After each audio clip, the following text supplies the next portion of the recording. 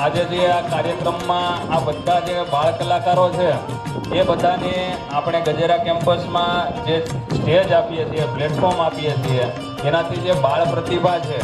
એ આપણી સામે આવે અને એ પ્રેરણાત્મક વ્યક્તિત્વ બને એવી આશા સાથે આ કાર્યક્રમનું આયોજન કરેલું છે. તો આ એક બાળ કલાકારોને જોરદાર તાલીઓથી એકવાર આપણે અભિવાદન આપીએ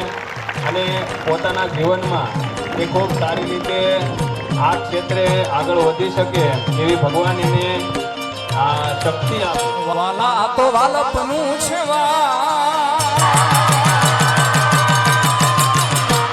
એને પાર તું વાલા તો વાલપનું છે એને પાર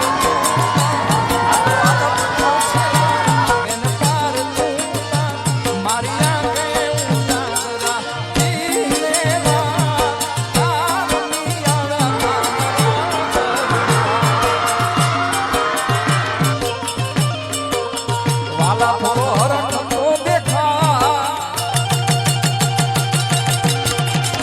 વાલા થોડો હરખ